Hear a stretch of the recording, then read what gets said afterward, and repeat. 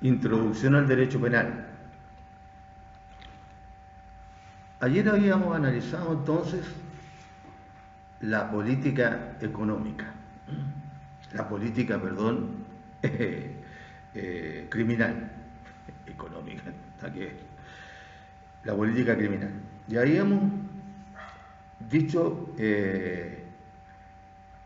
los fundamentos de ciertas ideas, básicamente respecto de 4 ideas, cuáles eran: que para disminuir la criminalidad o para mantenerla controlada se necesitaba primero un eficiente sistema de investigación y persecución penal.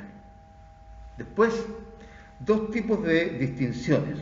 Primero, distinción en el tratamiento penal de la delincuencia de los menores, de la distinción de la delincuencia de los adultos. Ahí también hay una cuestión relacionada con los adultos que utilizan menores para cometer delitos, que constituye un agravante, pero es una variable de esta idea. Después está la distinción entre delincuencia grave y menos grave. Y por último, ¿no es cierto?, el último elemento que habíamos analizado era que se produjera el perfeccionamiento del sistema penal. Este perfeccionamiento, se dice, del funcionamiento del sistema penal, tiene que llevar precisamente a eso, y no a lo contrario. No que el sistema penal se utilice para, digamos, la política criminal se utilice para prevenir delitos, sino que produzca el efecto contrario. ¿Y cuál es el efecto contrario? Aumentar la producción de delitos, etcétera.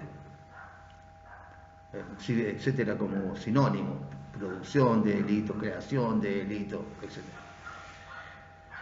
No provocar lo contrario. Entonces, es decir, que no se provoque la expansión de los delitos.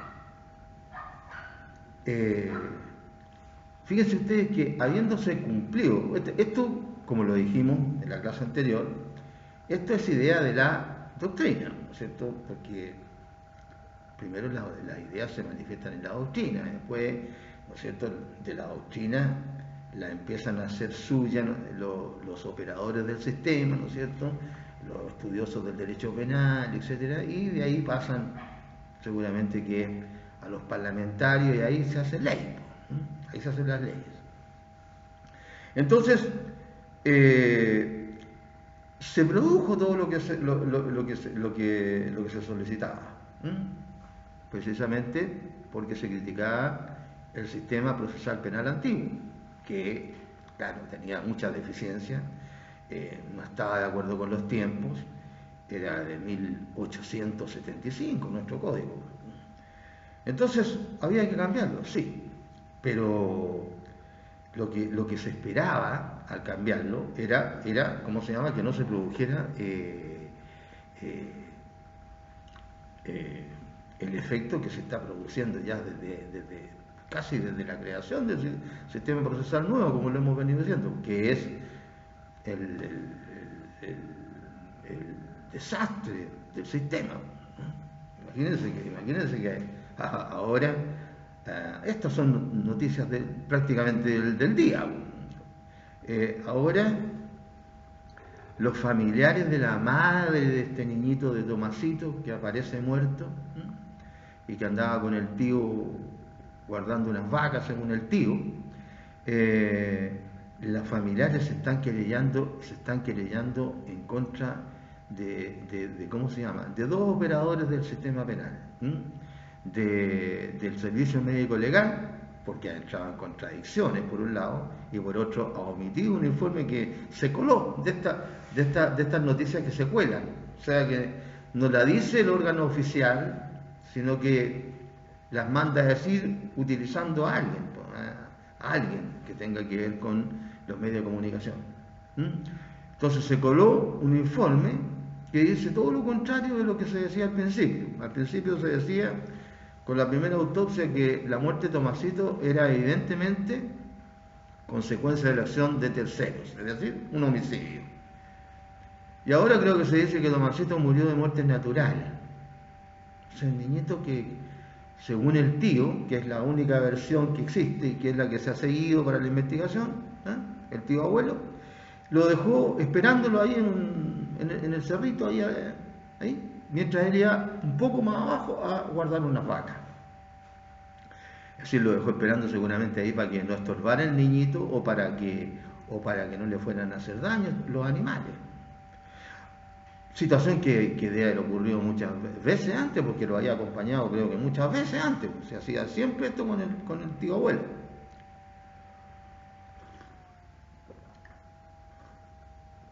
Ahí hay un delito, ¿no es cierto? El delito de abandono de niños y personas desvalidas, en este caso de niños, con resultado de muerte. Abandono de niños en un lugar no solitario, porque la casa del niño está ahí, a 100 metros de donde lo quedó abandonado. Entonces, imagínense ustedes, antes la gente, la poblada, que reacciona así como por instinto, ¿no es cierto? El hombre número, o el hombre encubierto en el número, el ser humano encubierto en la masa, antes habían ido a atacar a la familia, porque el niñito le echaban la culpa a ellos que había muerto porque no le daban el cuidado necesario al niño que andaba en esas labores, y por eso que había desaparecido. Incluso llegaron a apedrearle la casa en la noche a la familia y trataron hasta de incendiarse. Después de eso, como a los 2 o 3 días por ahí, toman detenido al tío abuelo y querían entrar a sacar al tío abuelo para lincharlo.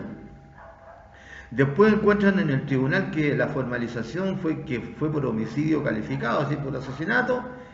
Se cayó en el fondo la formalización y entonces le dieron la libertad al tío. Y ahí fueron a ¿cómo se llama?, a alegar contra el Ministerio Público, etcétera, etcétera, etcétera. Pero el hecho es de que está funcionando todo mal. Ese es el hecho. Ese es el hecho. Entonces, imagínense países chicos como el nuestro. En otros países, imagínense lo que puede ser las extensiones, solo con las extensiones, lo que puede ser Rusia. Pero que es como no sé, 9 o más veces Chile, tiene, no sé, tuvo la Unión Soviética, no sé, 9 millones de kilómetros cuadrados, o 10, no sé, imagínense, nosotros no alcanzamos a tener uno, no alcanzamos a tener 800.000 kilómetros cuadrados de territorio. Imagínense, y ahí averiguar, mismo Estados Unidos, un poco más chico, ¿no es cierto? Sí. Bueno, ¿para qué decir la China? La cantidad de millones de habitantes. O sea, y acá no opera el sistema. Opera muy, muy mal. Entonces, la primera idea de que hubiera un eficiente sistema de investigación y ¿cómo se llama?, y persecución penal, se cumplió con la creación del proceso penal nuevo. ¿Funciona? Sí. ¿Pero cómo funciona? Mal. Por decirlo suavemente. Por no decir muy mal. Distinción en el tratamiento penal de la delincuencia de los menores y los adultos. ¿Se ha hecho algo también en este sentido? Sí. Sí. Ahora, al menos 2. ¿Cómo han funcionado 2 de esas ideas para distinguir el tratamiento penal de los menores con los adultos? Una, la ley de responsabilidad penal adolescente, o sea, entre 14 y 18 años, menos de 14 inimputable, ¿no es cierto? Y más de 18, igual que es un adulto para los efectos penales. ¿Cómo está funcionando respecto de los menores entre 14 y 18 esta ley? Parece que hay más menores delincuentes que antes. Es decir, hay más menores delincuentes que antes, entre este tramo etario, Y por otro lado, hay más reincidencia también, porque no funcionan los sistemas del Estado.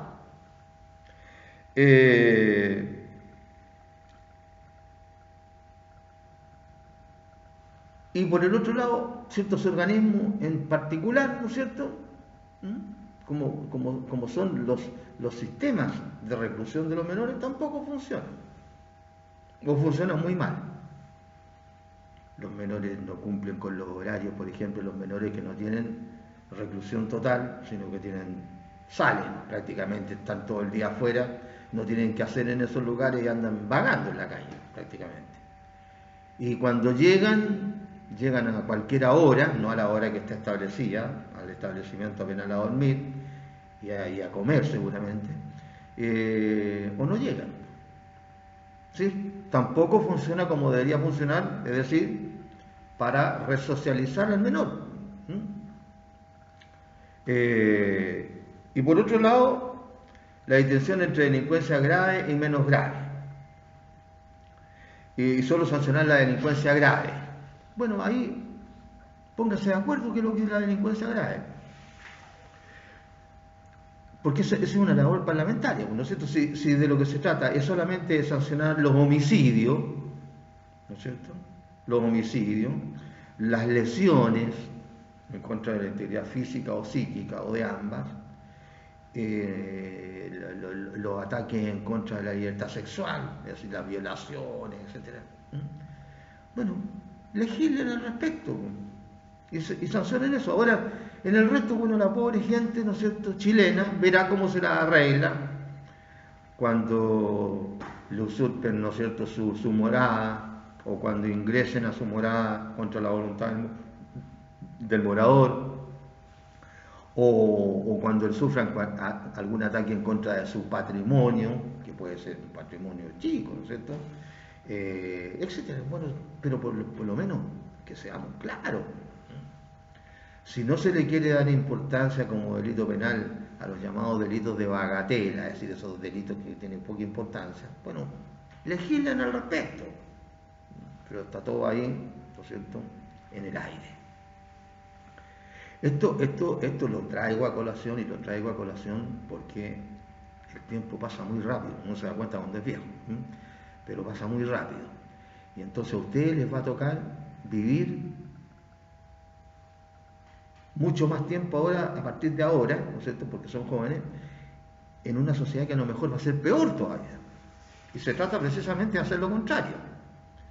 Y como ustedes son gente relacionada con el sistema, van a ser abogados, son las personas a las cuales les va a tocar de manera directa o indirecta, ¿no es cierto?, operar en el sistema, trabajando en el sistema, o como autoridades, ¿no es cierto?, del Estado, o sean autoridades transitorias, que son de designación por confianza, o autoridades, ¿no es cierto?, que formen parte del sistema, como podrían ser jueces, ¿no es cierto?, en estas materias penales.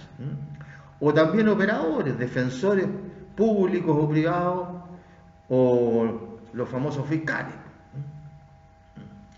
Entre paréntesis, esto que llegó como una idea así de los fiscales, ¿no?, de los fiscales, por un lado, no es ninguna novedad, no es ninguna novedad.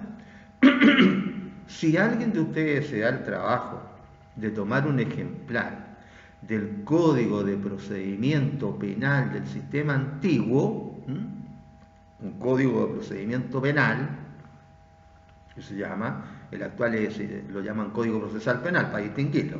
Hay una D con una E de distinción, pero así es. En el Código de Procedimiento Penal del sistema antiguo aparece, ¿no es cierto?, ahí una ley derogatoria del Ministerio Público en primera instancia del sistema antiguo. Año de la derogación del Ministerio Público en primera instancia del sistema antiguo, 1927. Eso lo sabíamos todos los que estudiamos en otra época. O sea, esto de la existencia del Ministerio Público en Chile no es así, que oye, mira, el Ministerio Público empezó el año 2000 en Chile, por primera vez. No, había existido el siglo pasado, había existido el siglo pasado en el procedimiento penal antiguo y se derogó en 1927. El Ministerio Público en primera instancia. ¿Cómo se llamaban? No se llamaban fiscales en esa época, se llamaban promotores fiscales. ¿Y saben por qué se derogó? Les voy a contar una cuestión súper nueva. ¿Saben por qué se derogó en 1927 los promotores fiscales, que eran los fiscales en primera instancia? Por carencia de recursos. Algo nuevo en estos países, carencia de recursos. Y como muchas cosas que son transitorias, así como los archivos provisionales, esos son los simpáticos. Los archivos provisionales en un 99,9% terminan todos en archivos definitivos. Ahora, en el proceso penal nuevo. Y como pasa muchas veces en este país, las cosas que se hacen tránsito para un periodo específico, es decir, y con la idea es de que sea algo transitorio, temporal, después se hace como definitivo. Imagínense ustedes, se derogó, porque no habían recursos, en el año 1927 a los promotores fiscales, que eran los fiscales en primera instancia en el proceso penal antiguo, y se crea un proceso penal nuevo en el año 2000. Es decir, ¿existían antes los fiscales en primera instancia en Chile? Sí, existieron hasta 1927.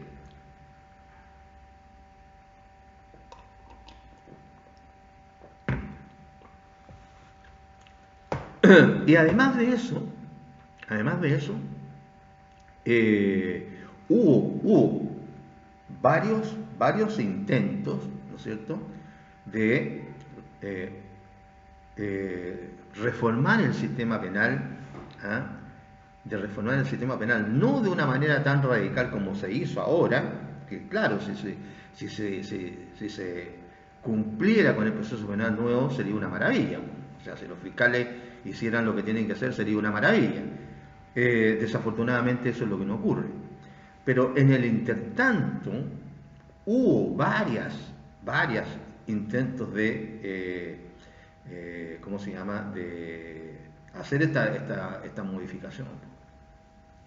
Por lo menos renovarlo. Hubo varias ideas. Una de las ideas, me recuerdo que fue la que tuvo bastante fuerza, porque hubo otras también con alguna fuerza, fue la llamada reforma Galesio. Galesio era un ministro de la Corte de Apelaciones de Santiago y ¿cómo se llama? Él propuso una reforma, ¿ya? No tan radical como la de ahora, que es más moderna, evidentemente, pero propuso una reforma, entre otras, no fue la única. Y a mí me tocó justamente escuchar sobre la reforma a todos los que éramos alumnos en esa época de la Chile. Me parece incluso que Rubén Galesio era no sé si era profesor asistente o algo en la Chile, cuando yo estaba estudiando. No me acuerdo bien, porque profesor titular no era. De los profesores de Derecho Procesal que teníamos nosotros, que eran 4, no era titular. No me recuerdo que haya sido titular. Es decir, que tuviera una cátedra propia, eso significaba profesor titular. En todos los ramos habían en la Chile en esa época 4 profesores al menos, titulares. Así que no hay ninguna novedad. Y los fiscales en el procedimiento penal antiguo, existieron en segunda instancia hasta que empezó la reforma, hasta el 2000. O sea, duraron harto. De hecho, ¿cómo se llama? Les voy a contar como anécdota nada más, que antes de ser abogado integrante en la Corte de Apelaciones de acá de Arica, a mí me designaron como el primer fiscal judicial en segunda instancia de la Corte de Apelaciones de Arica, que empezó a funcionar en el año 2004. El año, el año 84. Se me corrieron unos añitos. El año 84. La Corte de Apelaciones de Arica se crea por ley de 1983 y empieza a funcionar en 1984. Y a mí, los ministros de esa época, me designaron, a lo mejor encontraron que era apto para ese cargo, por algo me designaron, creo yo, ¿no? Un cargo transitorio que fue mientras el fiscal titular estaba de vacaciones. Estoy hablando del fiscal en segunda instancia, que perduró a través del tiempo, después que derogaron a los fiscales en primera instancia, que les digo de 1927, los fiscales en segunda instancia de ese procedimiento antiguo siguieron durante muchos años. Y a mí, ¿cómo se llama? Me tocó, ¿cómo se llama? Que me designara, me hiciera el honor de designarme. Fue un cargo, era gratuito, era pura pega nomás. En un mes hay harta pega, no es broma. Y gratis. Que es muy importante porque ¿cómo se llama? Si una persona de repente puede servirle al Estado de Chile en algún puesto sin cobrar, bienvenido sea. A lo mejor hasta la hace mejor que los que cobran. Vaya a saber usted, en diferentes cargos.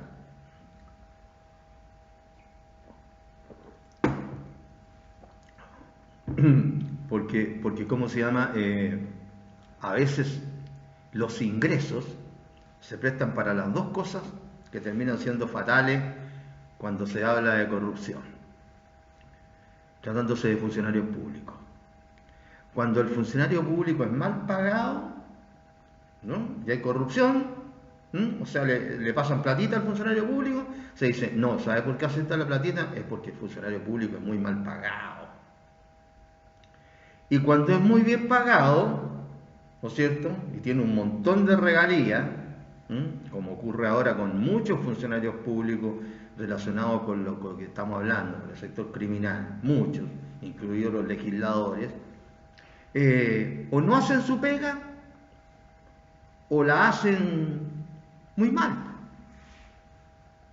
O si no, ustedes mismos díganme, ¿qué opinión tiene la gente de los políticos, entre ellos, los parlamentarios? ¿Buena o mala? De todos los colores. Entonces, sí, eso demuestra que partiendo de la base de que tiene que tener el funcionario público un sueldo decente, ¿no es cierto?, que le permita ir decentemente, modestamente tal vez, pero decentemente, pero que no necesariamente que ganen buena plata, eso es un síntoma de que hacer un trabajo extraordinario. No. Actualmente los parlamentarios tienen sueldos que no tienen ni en países del primer mundo, de algunos, no de todos, del primer mundo, y privilegios,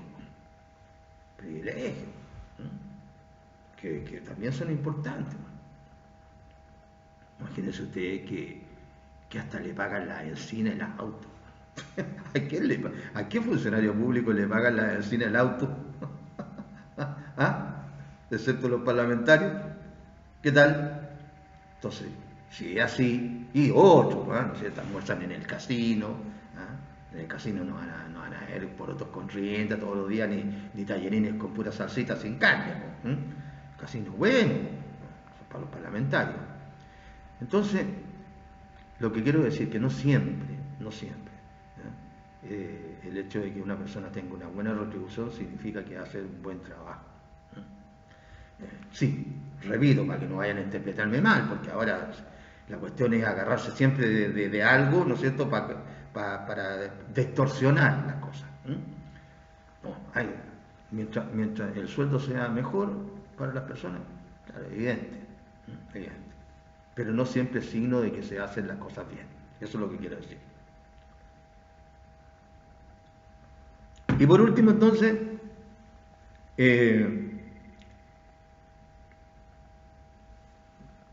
se crean esas famosas frasecitas de que ¿cómo se llama? De que la cárcel es la universidad del delito.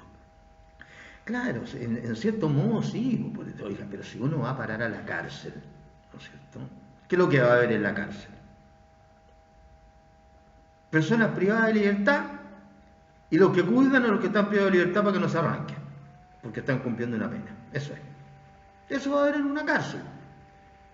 Entonces, si hay personas privadas de libertad en un 99,9%, salvo los casos de errores judiciales graves, en un 99,9%, están ahí porque cometieron un delito.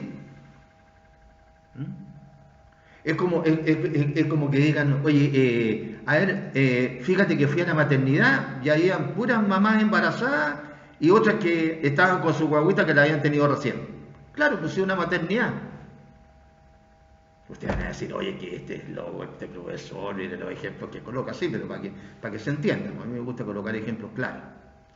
Entonces, claro, desde ese punto de vista es evidente, pues si uno llega a un lugar donde, hablando en buen chileno, está lleno de patos malos, ¿qué es lo que va a aprender? Buenas costumbres. Buenas costumbres. Pero si yo llego, como, por ejemplo, a la Universidad de Tarapacá, a la Escuela de Derecho, y me junto con los alumnos de la Escuela de Derecho, ¿qué es lo que voy a aprender? Buenas costumbres, porque se supone que los alumnos de la Escuela de Derecho son gente seria, ¿no es cierto? No es que no les guste salir a divertirse, son jóvenes, ¿eh? Pues son gente seria, responsable, estudian para sus pruebas, tratan de no defraudar a sus padres, la mayoría para padres, no dije padres, ¿no? No, porque ahora si uno se omite el género también el problema. Son gente buena. Entonces, ¿cómo se llama? Desde ese punto de vista, sí, podríamos decirlo, pero no es la principal causa. Yo pienso que el medio sí influye, pero no necesariamente es la cárcel la que hace al delincuente. Claro, salvo a alguien que de repente, ¿no es cierto?, un joven de cualquier parte, ¿cómo se llama?, porque estuvo manejando ebrio, en estado de ebriedad, digamos, cometiendo ese delito, entonces va a parar a la cárcel unos días y en unos días, ¿cómo se llama?, se pone malo. Es difícil eso, es difícil. O que le pase algún accidente en la cárcel, de los muchos accidentes que pueden pasar en la cárcel. Salvo que conduciendo un vehículo motorizado en estado de ebriedad cause la muerte de un tercero y además huya del lugar del accidente. Porque en ese caso, como se estudia en Derecho Penal 2, en Derecho Penal Parte Especial, como ustedes quieran llamarlo, donde se estudian los tipos penales ya, ¿no es cierto? Ahí ya no vamos a estudiar lo que estamos estudiando ahora, estas generalidades, ¿no es cierto?, estos fundamentos del derecho penal, ni la teoría del delito, sino que ahí ya estamos estudiando los delitos mismos, los esquemas penales, los tipos penales, acción u omisión, cuando existe el deber, ¿no es cierto?, de obrar, hacer una omisión típica, antijurídica y culpable. Y en el caso chileno sancionada con una pena que es la consecuencia del delito, porque lo dice la ley. Entonces, ahí sí, ahí puede que si se aplica la ley como quiso el legislador al comienzo, porque ya le empezaron a encontrar las 5 patas al gato, ¿no es cierto? Y ya hay sentencias en las que se burla el mandato, ¿no es cierto?, que se dio al legislador. En el sentido de que ya el que atropelle en estado de ebriedad o choque en estado de ebriedad y provoca la muerte de un tercero, y además se arranca en lugar del accidente sin prestarle la cooperación necesaria, que ahí ocurren 2 delitos, en los tipos penales que existen ahora debería cumplir una pena efectiva de 1 año. Salvo ese caso, que tenga que estar 1 año, bueno, sí, ahí a lo mejor, ¿no es cierto?, o estando un poco menos, pero ya estando en el ambiente de la cárcel. Pero alguien que pase unos días, salvo que haya un accidente, es difícil que se haga delincuente en la cárcel. Sí, puede ser en el medio, ¿no es cierto?, en el medio donde por diferentes razones, generalmente de ¿cómo se llama?, de carencias, ¿no es cierto?, de carencias familiares, que desgraciadamente hay muchas, ¿no?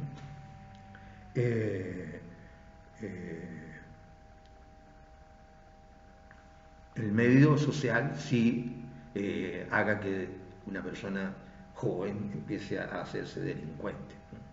Claro, sí, vive en un barrio donde, ¿no es cierto?, está lleno de narcos, por ejemplo, o gente peligrosa, o no tiene trabajo y tiene que salir, ¿no es cierto?, a portarse mal. Ahí sí, pero no la pura cárcel, eso es lo que quiero decir. ¿No? Ahí cuando ya llega a la cárcel es porque ya se desvió, ya, se desvió. Y ahora, ¿cómo se llama? Uno ve lo que sale en la televisión, porque yo no participo de todas estas cuestiones donde se mandan las fotos de lo que hacen, se compran un chicle, no sé, oye, mira, me compré un chicle, se compran una zapatilla, la zapatilla. No, yo soy de épocas antiguas, donde la vida privada de las personas era privada. Uno, los pololeos de uno eran, ¿no es cierto?, con su polola, uno andaba mostrándole a todo el mundo, oye, sabéis que mi polola, fíjate que se puso una falda corta, o fíjate que está en traje de baño y se la mostraba a todo el mundo por el YouTube, creo que se llama, ¿no? Ahí. No, eran cosas, sí, claro, estaban en la playa, sí, lógico, ahí en la playa se compartía con los demás, pero no andan mostrando todo.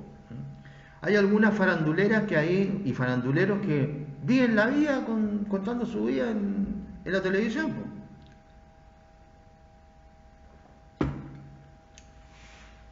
Los hijos de una comentarista, ya, ahora ya es vieja, ya, con un montón de cirugía.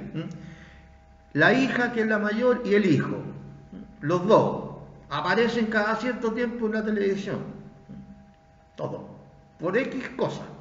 No necesariamente digo que estén cometiendo algún delito, pero digo, todo su vida privada, todo que anduvo pololeando con esto, estuvo viviendo con esto, otro, todo. No entiendo, no entiendo. Bien, entonces se habla de medidas concretas de carácter sectorial, de capacitación de los operadores del sistema. Acá, por ejemplo, capacitación de los operadores del sistema. ¿Cuántos años que se está capacitando al menos a la PDI para su famoso laboratorio de policía técnica? ¿Cuántos años? Desde que entré a estudiar. Entre el 65, egresé el 70. Ya ahí en esa fecha escuchaban esto. Les leí el otro día la parte de la medicina legal criminológica de todas las disciplinas que se estudian relacionadas con la criminología. Dactiloscopía, ¿cómo se llama? Siempre se me olvida el nombre de los que estudian a los insectos. Para ver los insectos que existen en el cadáver. Entomología. Los entomólogos son los que estudian a los insectos. Entomología forense. Arte forense, retrato hablado, antropología forense, balística forense, dactiloscopía, documentoscopía. Les nombré 22. ¿Cuánto tiempo hace que se está estudiando esto? Que se están capacitando estas personas. ¿Les parece a ustedes que haya mucho avance así para que se investiguen los delitos con todos estos errores que uno está viendo? Errores que ocurren en todas partes. Por ejemplo, a la policía de repente va a un lugar, al sitio del suceso, que se supone que el sitio del suceso, a ver si se encuentra el objeto material del delito, es decir, la víctima, y no la encuentran. Y después va ahí mismo y estaba. Este profesor está hablando por hablar, no. Y yo hablo de las cosas que salen en los medios, justamente para que no me critiquen por eso. El caso, por ejemplo, de un contador de allá de Puerto Montt, que al final salió absuelto. Y incluso el Estado chileno, es decir, todos los que pagamos tributo, todos los que tributamos, estamos poniéndonos para todas las indemnizaciones que el Estado tiene que pagar por equivocaciones judiciales. Claro, porque salió absuelto, todos lo tuvieron preso como 2 años. Al inicio del juicio, fueron a la casa de este caballero y tenía una ampliación un segundo piso. Fueron, miraron por todos lados y no encontraron a la víctima, que era su señora, que era su señora. Después, no sé, por aquí, por allá, que no me acuerdo bien si fue a los 10 días, a los 7 días o a los 15 días, no me acuerdo, o a los 2 meses. Fueron de nuevo los mismos detectives. ¡Pum! Y la señora estaba en un huequito ahí. Claro, ya estaba por el olor, parece que fueron la segunda vez. No sé si los vecinos dijeron, no, oiga, está saliendo un olor rediondo, parece que por eso fueron. Y ahí estaba la señora. O sea, donde había pasado, bueno, ¿cómo miran? Digo yo. Pues, o sea, si yo, que no soy policía, ando en la calle, sí, de repente miro, cuando ando por 21 de mayo, miro que hay una tienda, qué sé yo, pero y se me pasan cosas porque yo ando en otra, no ando preocupado de mentalmente fotografiar prácticamente todo lo que veo. Pero si yo ando buscando como policía el cuerpo de la víctima, me imagino yo que todos ustedes piensan que está mirando bien, po. Y el cuerpo humano no es como este que es para subrayar, ¿no es cierto? No, po, es más grande, po. Es un cuerpo humano. Era de una señora en este caso, pero es más grande que esto. Y ahí estaba la señora. Primera pregunta entonces ya problemática. ¿Estaba cuando fueron la primera vez los detectives de la policía PDI y no la encontraron?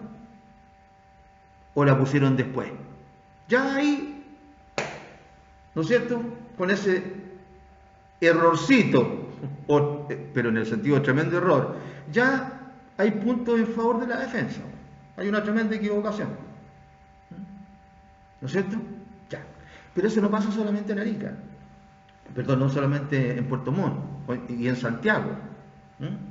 En Santiago una niña que la mató, que ahí, no sé, todavía se está discutiendo, a lo mejor el día de mañana hay uno que tiene... bueno, y a propósito de este caballero, como encontraron a la señora esta segunda vez los detectives, entonces ahí lo metieron preso. Y después al final lo tuvieron que absolver, después del juicio. Entonces, ahora se le pagó una indemnización, creo. En Santiago, bueno, eso está ocurrido más todavía, pues es más grande Santiago, más veces. Me recuerdo el caso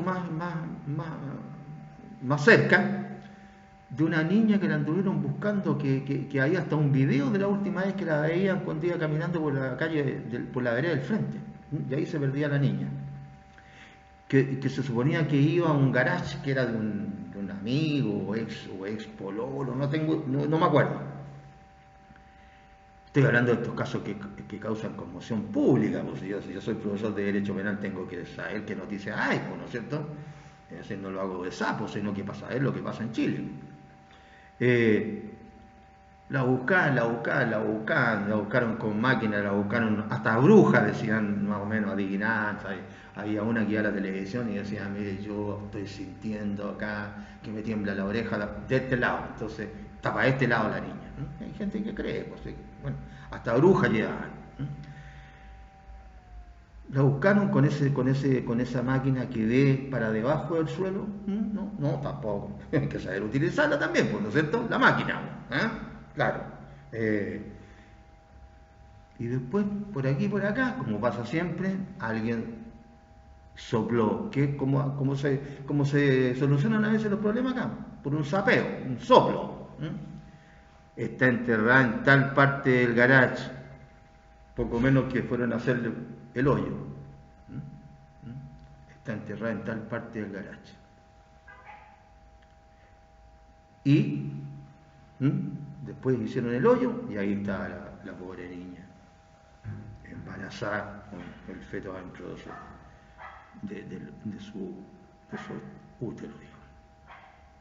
Ahí está. Tuvieron no sé cuánto tiempo yendo, hasta que lo encontraron.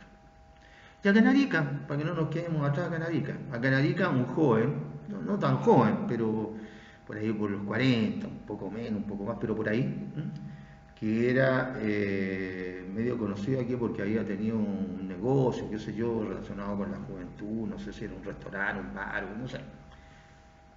También, ahí en Azapa, apareció muerto. Ahí lo buscaron, era una parcela, o sea, ni siquiera era en algún lugar escondido, no, era la parcela. Buscaron entonces, oye, una parcela no es de 500 kilómetros cuadrados, una parcela, no sé, 3 hectáreas tendría que ser, no sé cuántos policías fueron ahí a buscar. No está, nada que ver acá, no. Fueron a buscar como los 2 o 3 días porque alguien, oye, está en tal parte, pum, ahí lo encontraron. Entonces, yo no sé si soy mal pensado, incluso, pero si va a buscar la policía, sobre todo en un terreno plano, y no encuentra. O sea, por lo menos uno tiene derecho a decir, oye, el trabajo que lo hacen pésimo, ¿o no? Un segundito, ¿eh?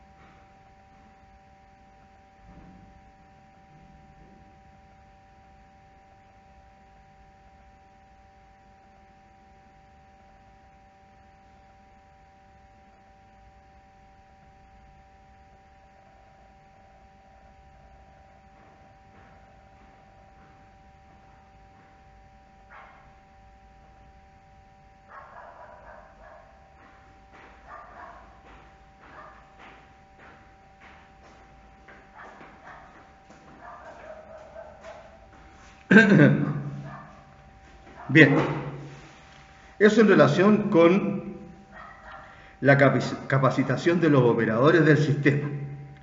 Y después también la provisión de fondos adecuados. Sí, ese es el ideal, pero desafortunadamente vamos a tener que lidiar siempre con eso, porque somos un país pobre. Somos un país pobre. Ahora somos menos pobres que antes. En la época que me tocó estudiar a mí, en los años 60, como país, digamos, éramos re pobres, ahí sí que éramos pobres. Con los años, ¿no es cierto? Este país, dentro del contexto latinoamericano, ha sido como se llama, ha ido avanzando en esta materia.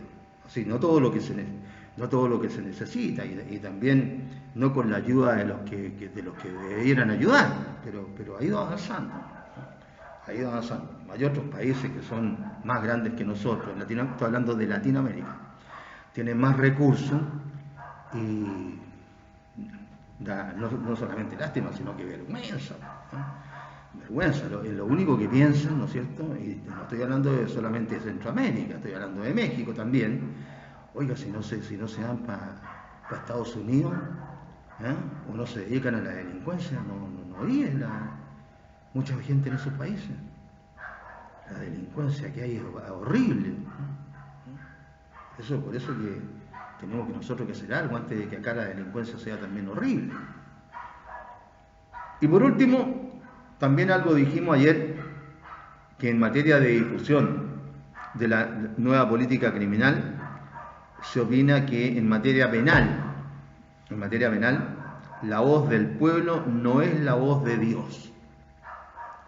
Esto lo dice la doctrina, ¿no es cierto? La dogmática. ¿Sí? Mire, en el fondo es decir, mire, acá los que tienen que hablar son los estudiosos del derecho penal. Y lo que opine la gente común y corriente, bueno, sí, que conversen en la casa, qué sé yo, pero no tienen influencia en la, ¿cómo se llama?, en la creación, renovación, derogación, etcétera, de las normas penales.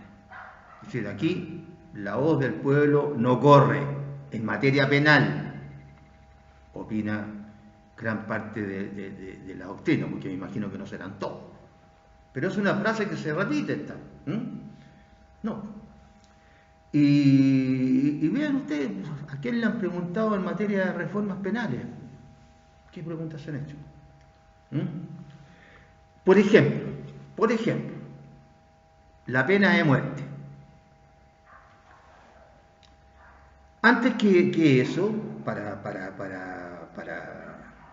justificarme incluso, voy a decir que la pena de muerte existe en países que ideológicamente son absolutamente opuestos. Absolutamente opuestos. Así que no es un tema de ideología. No es un tema de ideología. Primera cosa.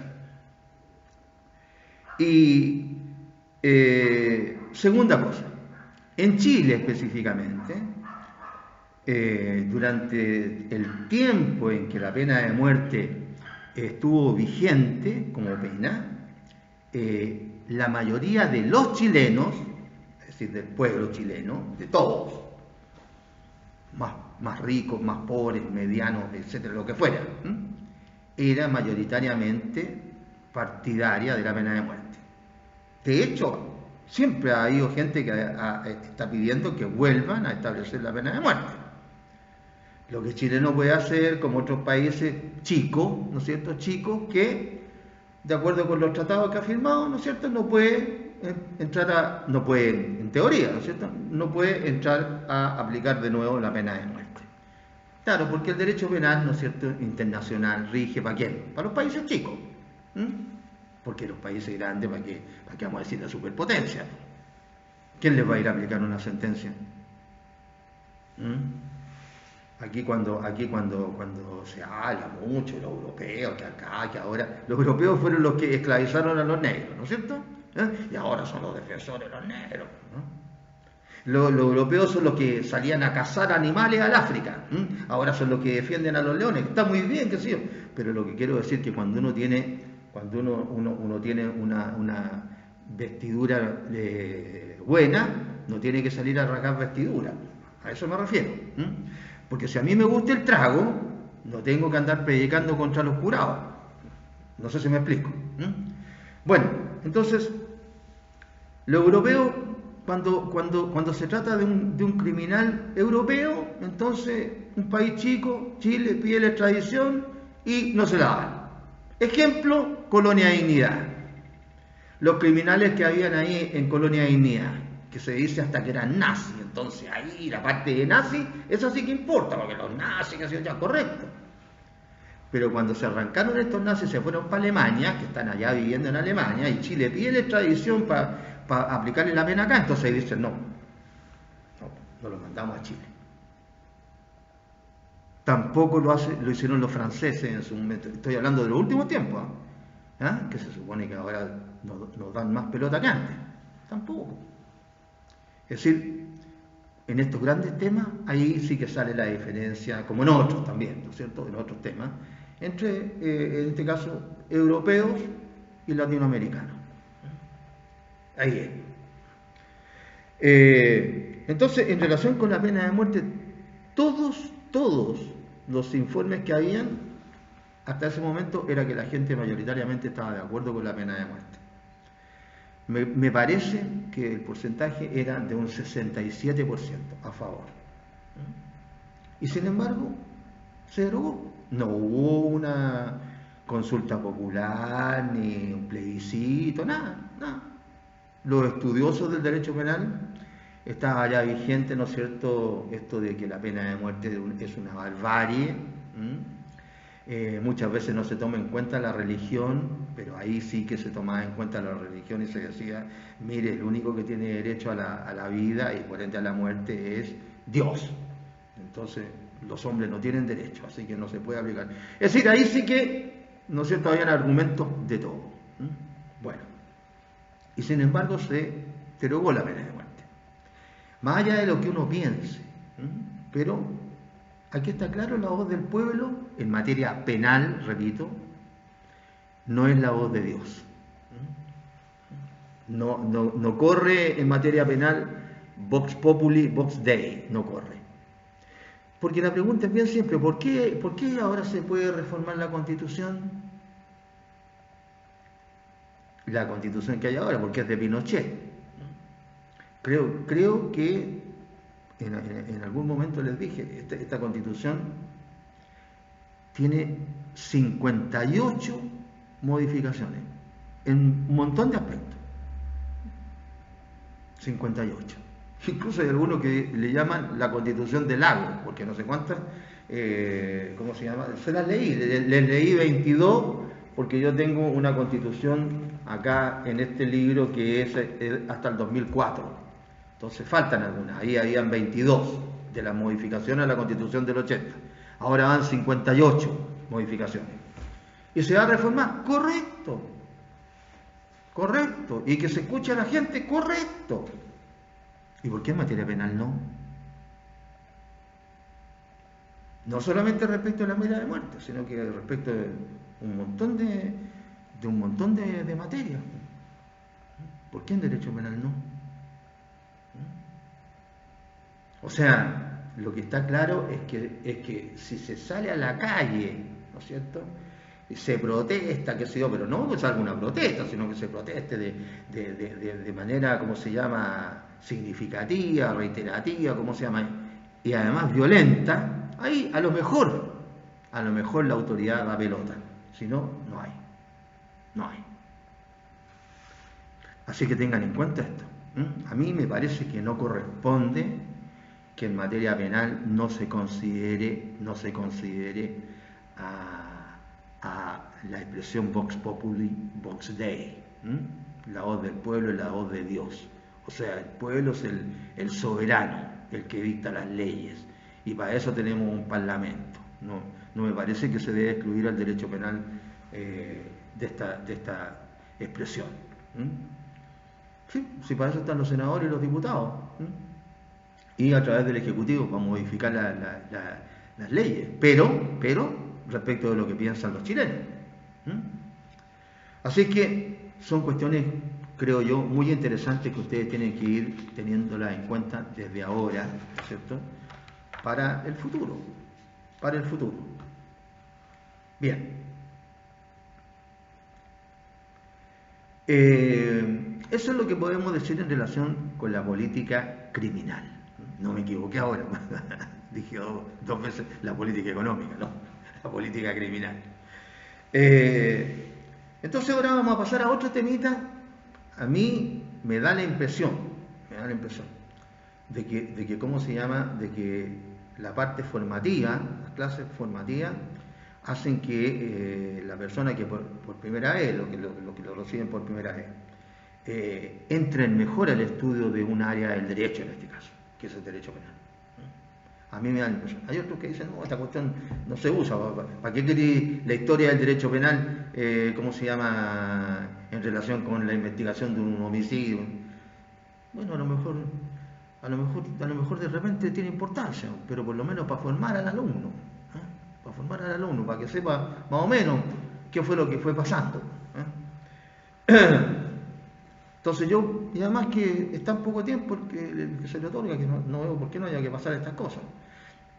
Porque con esto de ser práctico y enseñar solo lo que se supone que interesa, estamos llegando al otro extremo ahora. Estamos dejando afuera materias que son, a mi juicio, obligatorias en la formación de un abogado, como puede ser la medicina legal. Claro, porque si un abogado que no estudia medicina legal, ¿cómo va a poder hacer preguntas a un perito? ¿Cómo le va a hacer preguntas? Ya no es que se sepa él la respuesta, sino que cómo le puede hacer una pregunta atingente. Bien, evolución histórica del derecho penal.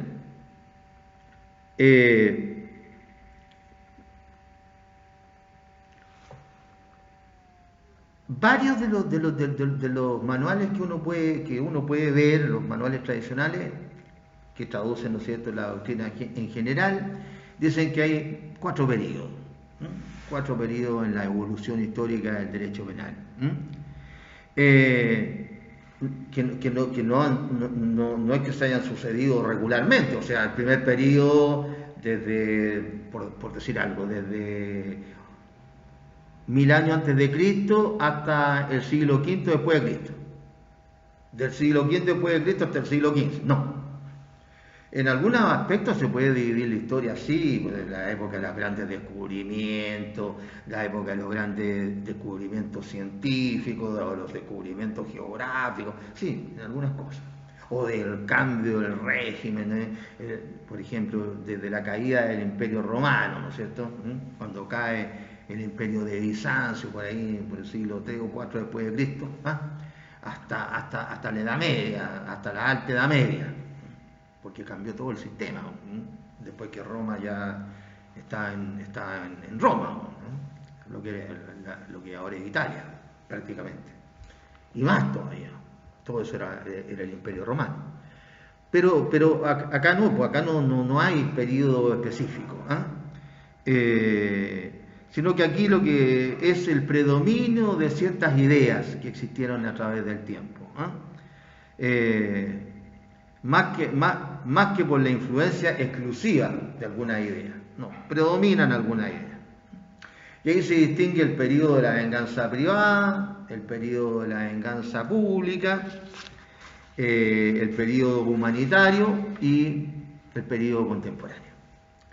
Porque hay que tener un poco de imaginación, hay que ser un poco peliculero en muchas cosas que tienen que ver con la historia de lo que sea. Hay que más o menos ponerse en el lugar, ¿no es cierto? Cómo ha venido transitando el hombre a través del tiempo en todas las áreas. Ahora le tocó al área penal, cómo ha venido transitando el hombre. Y claro, primero, el hombre, ¿no es cierto? Aparece el hombre, empieza a caminar, ¿no es cierto? Baja los árboles, según la parte antropológica, baja los árboles, ¿no es cierto? Un cierto tipo de mono que tenía más inteligencia, baja los árboles, ¿no?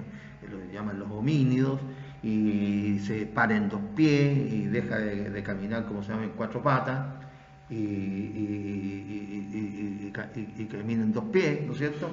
Y empieza primero a ser recolector, ¿no es cierto? A comer lo que recolecta y lo que caza, y primero son poquitos agrupaciones así, la familia, se juntará con otra familia, pequeñas agrupaciones, después van creciendo estas agrupaciones, habrá algún villorrio, que sé yo, alguna aldea, y así. Entonces, claro, todas las necesidades, etcétera, van cambiando, ¿no es cierto?, con la evolución del hombre en todo sentido.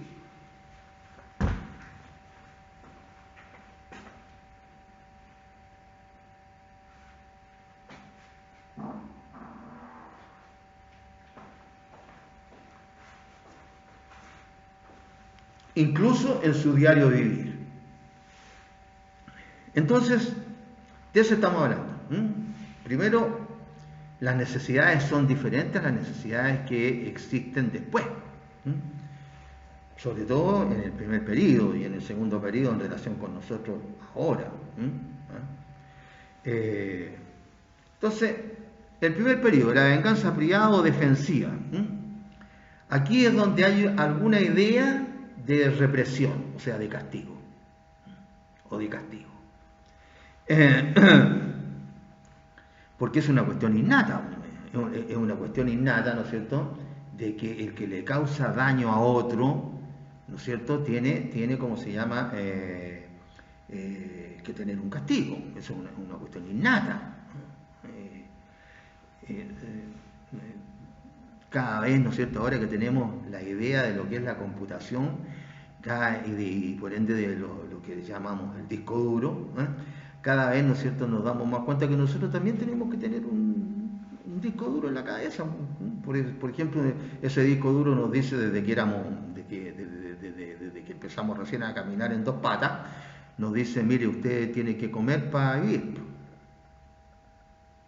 O sea, el disco duro sin hablar, ¿no es cierto?, nos dice, oye, y ahí empieza a recolectar uno y come. Lo mismo, tiene que tomar agua para vivir, y después se da cuenta que tiene que tomar agua potable, o sea, agua sin sal, ¿no? Y después también este disco duro, sin que se lo diga, como aquí en la cabeza, ¿no es cierto?, tenés que reproducirte. Esa es tu misión también, básica. ¿Se entiende? O sea, la explicación hay que ir adaptándola a ese proceso, de cómo era el hombre, cómo fue avanzando a través del tiempo. Y de que primero eran pocos, y su diario vivir, ¿no es cierto?, tenía su diario vivir tenía otras ideas, las cosas que tenía que hacer. Las cosas importantes que habían en esa época ahora no son importantes. En esa época era importante cazar una liebre, por ejemplo, o un ciervo, qué sé yo. Ahora no, pues si usted quiere, usted tiene un trabajo, bueno, partamos de que tiene trabajo, ¿sí? Tiene un trabajo y usted va al supermercado y compra, si quiere comer carne, compra carne. O si quiere comer pollo, come pollo, que es más barato también. O sea, puede hasta elegir, bueno, para que voy a comparar esta época con la primitiva. ¿Me entiendes? Pero en esa época no. Digo, para establecer, ¿no es cierto?, que eran otras, ¿cómo se llama?, las cuestiones importantes para el ser humano en el día a día de esas épocas. Además de que eran pocos seres humanos. Y en toda agrupación humana primitiva, el que era objeto de un delito, el que recibía, ¿no es cierto?, el delito, o sus parientes reaccionaban, como es lógico, lo que todavía ocurre. Por eso digo, esto debe venir en el disco duro. Seguramente que en los seres que van a ver, no sé, pues si es que no se acaba el mundo antes, que van a ver estamos en el 2021, ¿no es cierto?, que si es que llegue el hombre, no sé, pues al 3000, al 3500, a lo mejor vamos a tener una cabeza de este porte, qué sé yo, vamos a tener otras emociones, vamos a saber tantas cosas que también las cosas que nos van a interesar van a ser otras. A lo mejor ya no vamos a tener ni que ver televisión, porque a lo mejor vamos a cerrar los ojos y vamos a ver la televisión adentro de la cabeza de nosotros mismos. No sé, por decir algo, ¿cierto? Claro, en el 3000, porque la cabeza no creo que en 100 años más vamos a tener la cabeza casi del mismo porte, porque debe crecer de a poquito, ¿no es cierto? Bueno, entonces, reacción contra el ofensor. Esta reacción instintiva era no solo un derecho, sino que un deber en estos tiempos primitivos. Un deber impuesto por ¿quién? Por la moral. Y ahí se habla, ¿no es cierto?, de la venganza privada y la venganza de la sangre. Cuando la reacción provenía de la misma víctima, se hablaba de la venganza privada. Y cuando la reacción provenía de su familia, se hablaba de la reacción de la sangre. Estas cuestiones todavía se siguen haciendo. Hay que ver el Padrino 1, el Padrino 2, creo, cuando vuelve, ¿no es cierto?, el Padrino a Italia. Y uno ve, ¿no es cierto?, el pueblito donde vino la familia Corleone, que una de las cosas que llamaba la atención es que casi todos los varones, los hombres estaban muertos, porque tanta venganza, ¿no es cierto?, entre uno y otro, al final no hayan varones prácticamente, hayan puras viudas nomás. Por la venganza. Así, se habla como que fuera una cuestión totalmente primitiva, pero esto ocurre hasta hace 100 años atrás, seguía ocurriendo bastante. Y bueno, véanlo ahora, pues, en las ejecuciones que se hacen entre sí los narcos. Un narco, ¿no es cierto? Claro, el problema de a quién le están arrebatando el mercado de la droga en una población, normalmente en Santiago específicamente. Por ahí, ¿no es cierto?, matan a un narco y después el clan de este narco mata a los que lo mataron y así, pues, es una rueda que no termina nunca, porque unos matan al otro y después el otro mata al otro y el otro al otro y después si no se matan en la calle, cuando entran a la cárcel no matan en la cárcel. Bueno, eso es. Entonces, eran los familiares o la víctima los que reaccionaban en contra del que le había causado, del que había hecho objeto de un delito, mejor, a algún familiar o a él mismo. Ya. Entonces hubo que ponerle algún límite a esto. Cuando ya estaban un poquito más evolucionadas las personas, ¿no es cierto?, le empiezan a poner un límite a esto, ¿no es cierto? Y ahí es donde aparecen estas expresiones como la ley del talión, el abandono nupcial y la compensación. Son límites, porque siempre se habla así, oye, la ley del talión, ojo por ojo, diente por diente. La ley del talión fue una circunstancia más evolucionada para ponerle un límite a la venganza privada. porque originalmente, ¿no es cierto?, según los que han estudiado esto, a una persona, un tipo le cortaba una mano y el que se quedaba sin mano, o si no podía ir su familia, venía y le cortaba las dos piernas, o lo mataba al efecto. Entonces vinieron a ponerse ciertos límites con la evolución del tiempo, ¿no es cierto?, con el paso del tiempo.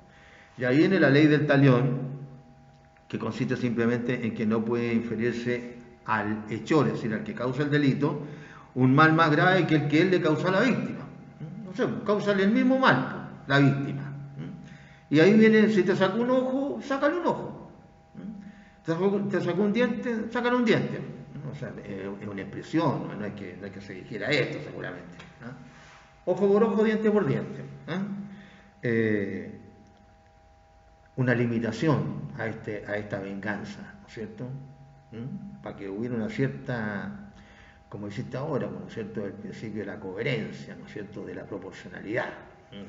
Ahora mucha bomba, el principio de la proporcionalidad entre los delitos y las penas. Bueno, esto está ya en la idea de lo primitivo, ¿no es cierto? Tenía que haber una proporcionalidad. ¿Sirve no estudiar historia? Porque siempre nos creemos que somos los que, ¿cómo se llama?, los que inventamos todo. No, pues hay cosas que vienen de hace mucho tiempo. Delante les hablé del famoso Ministerio Público en primera instancia del proceso penal antiguo, ¿no es cierto?, que se derogó en 1927 y por falta de recursos y no aparecieron los fiscales en primera instancia, sino que ahora con la reforma del 2000. Pero existieron. Entonces muchos que me han escuchado dirían, mira, había fiscales antes en el proceso penal antiguo, mira, no teníamos idea, y menos que se habían derogado. Claro, porque nunca tuvieron en su mano un código de procedimiento penal del sistema antiguo. Y ahí está la ley que derogó a los promotores fiscales en primera instancia. Bien, entonces ahí tenemos el ojo por ojo, diente por diente. Después está el abandono noxal, que consistía en entregar, más bien dicho, al agresor al grupo ofendido para evitar su reacción desmedida. Imagínense, de repente, no sé, le sacaban la mugre a un tipo de un clan, y a lo mejor el tipo era parte de un clan que eran súper agresivos, entonces dejaban la embarrada seguramente antes de que empezaran a haber estos límites. Y sacaban la mugre a uno y venían los del clan agredido en la venganza privada y le sacaban la mugre a todos, incluía mujeres, qué sé yo. Entonces, otro límite, el abandono noxal. Y otro límite, la composición. Aquí ya un poquito más civilizado, ¿no es cierto? Y esto forma parte de ahora. Ahora se llega, ¿no es cierto?, a acuerdos reparatorios. ¿Ven que la historia importa? Porque acá, en la composición, el agresor es obligado a pagar al ofendido una indemnización y este está obligado a recibirla, la indemnización, y no solamente a recibir la indemnización, sino que a renunciar a la venganza. Los acuerdos reparatorios ahora, en ciertas materias, ¿no es cierto?, tratándose de cierto tipo de delito, con hasta una cierta pena, pero ¿qué es eso? Lo mismo, más evolucionado nomás. Más evolucionado. Claro, eso es. Estos son estos límites que se impusieron. Todo esto se lo cuento porque no crean que todo se le ocurre ahora a la gente. No, ahora lo único que hacemos es que copiamos. Nada más. O compramos cosas que ya nos vienen hechas. Antes hacíamos muchas cosas nosotros, digamos los chilenos, los argentinos, etc. Ahora no hacemos nada, compramos y exportamos ¿qué? Materias primas. Chao. Que son además, las materias primas no son renovables, sobre todo las mineras. Hay algunas que son renovables, pero hasta por ahí nomás, como pueden ser las agrícolas, ¿no es cierto?, y las animales. porque puede venir una plaga, así como esta plaga que hay ahora, que nos llega a los seres humanos, ¿no es cierto? Y se puede morir cualquier cantidad de personas. También pueden venirle plagas, de hecho han venido plagas, también por el lado de los chinitos. No se olviden ustedes la famosa gripe aviar, que le vino, ¿cómo se llama? A las aves, básicamente por el asunto de las gallinas, y no sé cuántos millones de gallinas tuvieron que matar en China. Y poner fronteras sanitarias y cuestiones para que no se produjera la crisis que tenemos nosotros ahora con el coronavirus, para que no se produjera con las aves. O sea, pueden ir y de hecho el futuro es el mundo de los virus. No se olviden ustedes que en esa película que hizo este pesado del Tom Cruise, que se llama La Guerra de los Mundos, estos marcianos que andaban en unas máquinas, ¿no es cierto?, que pescaban a la gente y que le sacaban todo lo que necesitaban a la persona y después botaban pura sangre nomás, sangre mala. No se olviden que ahí hasta le tiraron las bombas atómicas ¿cómo se llama? A estas máquinas de los marcianos. Y no le hacían ni mella, porque tenían un escudo, no sé cómo se llama, un escudo protector, ¿no es cierto? En todas las películas le ponen a todos los extraterrestres unos que tienen escudo protector, y claro, son más avanzados que nosotros. ¿Y qué mataron a los marcianos? Los virus. Los virus. De repente se empezaron a caer las máquinas al suelo, ¡pum! Y vieron, eran los virus. Claro, porque son tan... En la cabeza de un alfiler no sé cuántos coronavirus caen. Millones. Claro.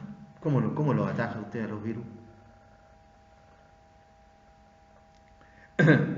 La fuente originaria de los delitos las constituían la costumbre, la religión, la moral, la magia. Claro. Sí, todavía hay gente que cree en las brujas y los brujos. Todavía. De repente, como se llama, uno echa talla en la familia o algo, porque hay gente que va, ¿no es cierto?, a que le tiren las cartas, qué sé yo, y para ver si le hay bien no sé, en el amor, otro para ver si el caballo que van a jugar va a ganar, ¿qué? Vaya, ¿cómo no iban a creer cientos de años para atrás, si todavía se cree en la brujería? ¿Cuántas películas hay de brujas y brujos? Un montón. Entonces, la fuente originaria de los delitos la constituían, ¿no es cierto?, eso, la costumbre, la religión, la moral, hasta la brujería. ¿Y cuáles eran los hechos comúnmente sancionados en este periodo de la venganza privada o defensiva? El homicidio, la brujería, que era un sacrilegio, el adulterio, la violación, pero tenía sus razones en este periodo. El primer periodo. ¿Por qué se sancionaba el homicidio? Bien simple, porque tendía a debilitar al grupo, eran grupos chicos, y ahí si se perdía una persona, ¿no es cierto?, una persona era importante para el grupo. Es como sucede con los animales ahora. Por ejemplo, los animales más chicos cazan en manada en el África. El lobo africano, que es más chico que el lobo europeo, ¿no es cierto? Mucho más chico que el lobo europeo, no sé, debe ser por lo menos el doble el lobo europeo.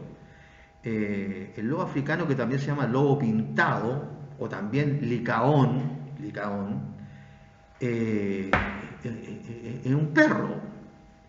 Imagínense comparado con un león macho, y también con una hembra, pero digamos con un león macho debe pesar más o menos en su mejor época, cuando está como ahí como por los 5 años, una cosa así,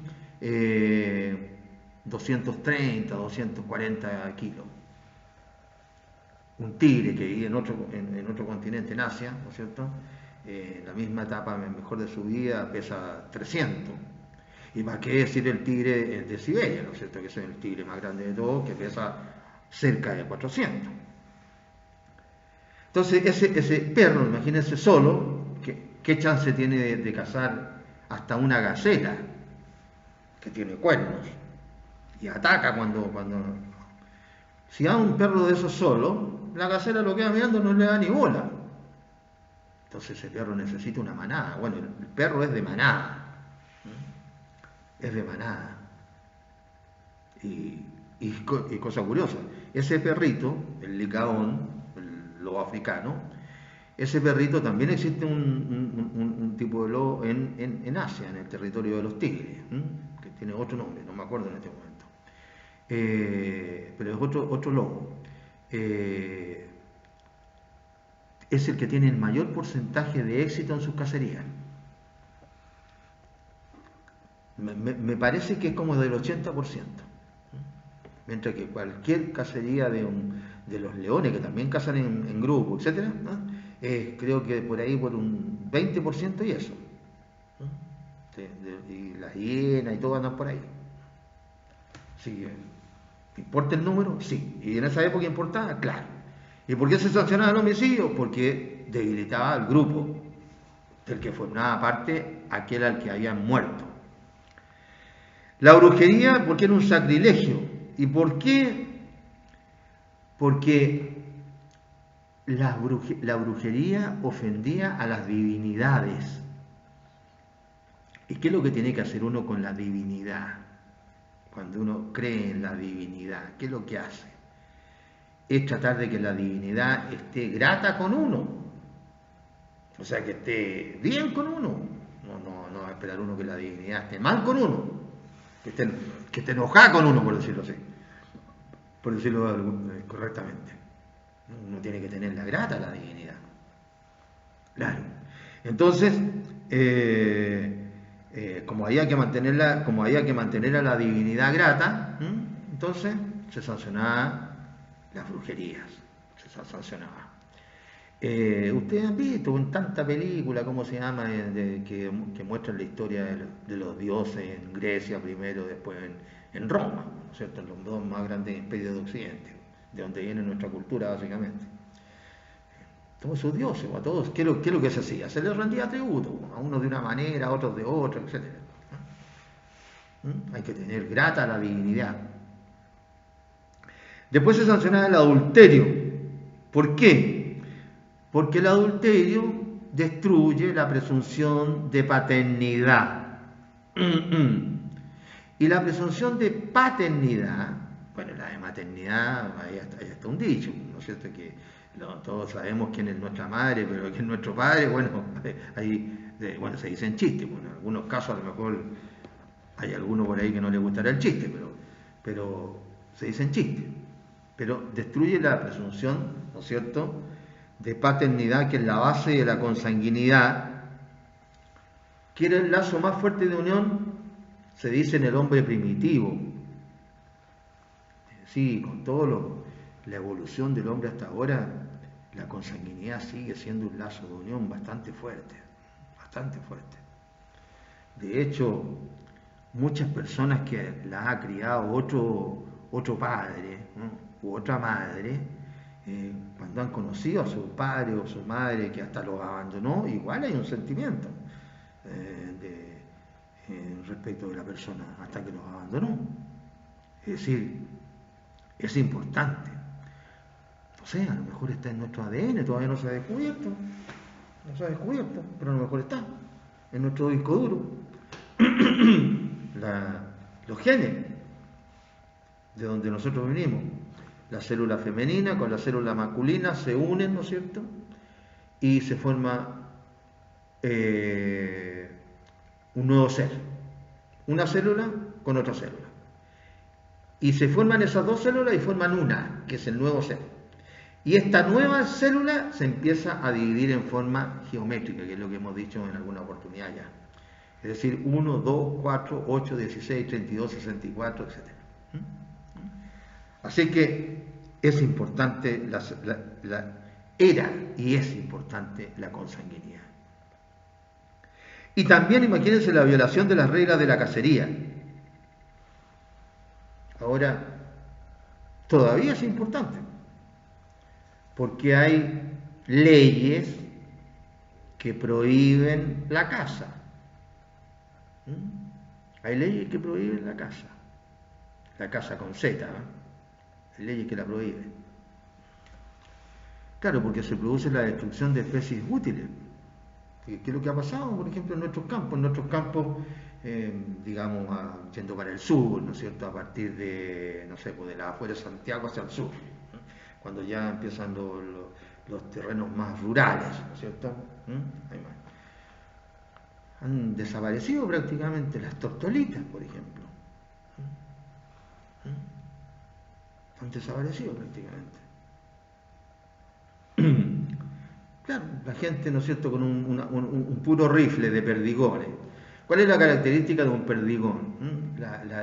Los proyectiles se enseñan en medicina legal, ¿no es cierto?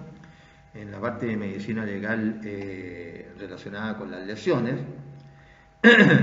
ahí se enseñan las lesiones causadas con armas de fuego y ahí se habla sobre las armas de fuego, también sobre las armas blancas, pero sobre las armas de fuego básicamente.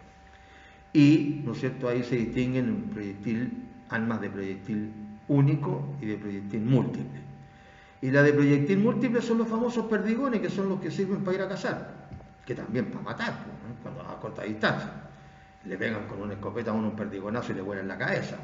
Claro, lo que pasa es que en el perdigón, ¿no es cierto?, es una cápsula, en el fondo, que está adentro, compuesta por un montón de redondelitas de acero, de balitas.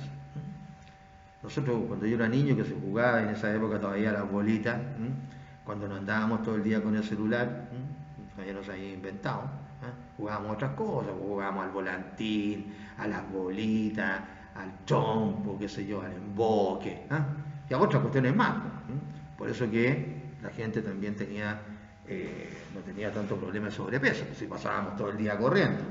A mí me retaban en la casa, a mí, a mi hermano, y en la casa de mis amigos lo mismo. Oye, quédate tranquilo un rato, siéntate. Todo el día corriendo, todos los juegos eran corriendo. Entonces, claro, al disparar, ¿no es cierto?, una proyectil múltiple, ¿qué es lo que hace? Cuando sale, se rompe ese proyectil y sale todo lo que está dentro. Entonces el radio que abarca es mucho más amplio, porque se va abriendo, ¿no es cierto?, como en un abanico circular en el aire. Entonces la pobre tortolita, ¿no es cierto?, tiene re pocas posibilidades de que no le pegue uno de esos balines. Claro. Entonces, claro, la chunta siempre. Y este periodo desaparece, ¿no es cierto?, en los países donde se organiza, ¿no es cierto?, un poder público, este periodo de la venganza privada. Cuando se organiza un poder público, desaparece, ya no hay venganza privada, porque empieza a haber un poder público, un poder público fuerte, incluso, como es lo que ocurre con estos dos centros, ¿no es cierto?, Grecia y después Roma, de la cultura nuestra. ¿Cómo se llama la cultura nuestra? Greco-romana. Grecia y Roma. Que toma a su cargo entonces la represión del delito. Ya no hay más, digamos, igual habría gente que se vengaba, pues eso ocurre hasta ahora, porque hay gente pero digamos oficialmente, por decirlo así, el encargado, ¿no es cierto?, de sancionar al que cometió un delito es el ente público. Pero reaparece este sistema de la venganza privada en la Edad Media con las invasiones de los bárbaros y fundamentalmente a consecuencia de la disgregación, repartición, si ustedes quieren, del poder público durante la época feudal. Claro, ¿no es cierto? ¿Qué es lo que es un feudo? Que todavía esa expresión se utiliza. Se hace como sinónimo, ¿no es cierto?, de un lugar que en su época de mayor expresión, la época feudal, ¿no es cierto?, había un castillo que tenía, ¿no es cierto?, unos territorios, ¿no es cierto?, que conformaban sus límites. Y estaban todos los señores feudales, ¿no es cierto?, que eran los que mandaban cada uno en su feudo. Esto se usa ahora para decir la política, la política como sinónimo de feudo. Tal senador manda en su feudo, en su partido. el senador tanto manda en su feudo, en su partido. Y entonces si alguien quiere entrar al feudo, ¿no? Al feudo y es como se llama un gallo inteligente, qué sé yo, pero le puede hacer sombra al señor feudal del partido, entonces no lo dejan entrar. O sea, ahora se utiliza, pero de otra manera, queriendo dar a entender de que hay ciertos límites que delimitan, valga la redundancia, el feudo. Claro, en estas civilizaciones, Grecia y Roma, aparece un poder público fuerte que toma a su cargo la represión de los delitos. Que toma a su cargo la represión de los delitos. A propósito de la historia, les voy a decir una cuestión de la partida porque me da la impresión a mí de que de repente hay falso conocimiento. Falso conocimiento. Los romanos se dedicaron más al... No, estoy hablando de Grecia, estoy hablando de Roma. Los romanos se dedicaron más al estudio del derecho privado, es cierto. Capaz que algún civilista, ¿no es cierto?, me rete el día de mañana, pero las instituciones del derecho romano siguen vigentes hasta el día de hoy con muy pocos cambios fundamentales. Más que los procedimientos, que son el procedimiento formulario, que son, digo, las instituciones. Derecho contractual, derecho sucesorio, modo de adquirir. Es la base. Por eso que hay algunos que dicen, no, hay que enseñarlo práctico nomás, por lo que... No, yo no, yo creo que esto ayuda a que el cerebro de uno se vaya preparando en ciertas cosas. Bien, entonces, ahora, en los últimos siglos, digamos, el derecho romano, desde la creación de Roma, más o menos en el año 800, ¿no es cierto?, con la historia esa de Rómulo y Remo, ¿no es cierto?, que lo habría alimentado una loa, a Rómulo y a Remo, pero esta historia es, para los que no saben, porque no estudiaron derecho romano, o sea, leyeron pero no estudiaron, o como se llama, no se dieron cuenta, era para explicar cómo los romanos rememoraban el nacimiento de sus ciudades. Porque eso significa, ¿no es cierto?, hablar de Rómulo y Remo, del nacimiento de Roma. Del nacimiento de Roma. Claro, se habla y uno queda con la idea solamente de que una loa alimentó a 2 niños. Claro, seguramente eso no fue así. Seguramente que eso no fue así. Es un cuento. Pero lo que sí es cierto es que se habla del nacimiento de Roma. Del nacimiento de Roma. Porque se colocaban los límites, entre otras cosas, y había toda una ceremonia para colocar esos límites, etc. ¿Sabían eso? A lo mejor no. 800 a.C. más o menos la fundación de Roma. Y hasta el siglo 3 o 4, no me acuerdo bien, la caída ya del Imperio Bizantino, más o menos hasta, no sé si, 1300 y tanto, por ahí. varios siglos, como potencia. Todavía se siguen encontrando monedas de oro, de plata, de los romanos de diferentes épocas, ¿no es cierto? Y por ahí se estudia el derecho romano también, en diferentes lugares de Europa, en Inglaterra, en Francia, en España, por el otro lado, para qué decir, en Egipto, etc. Bien.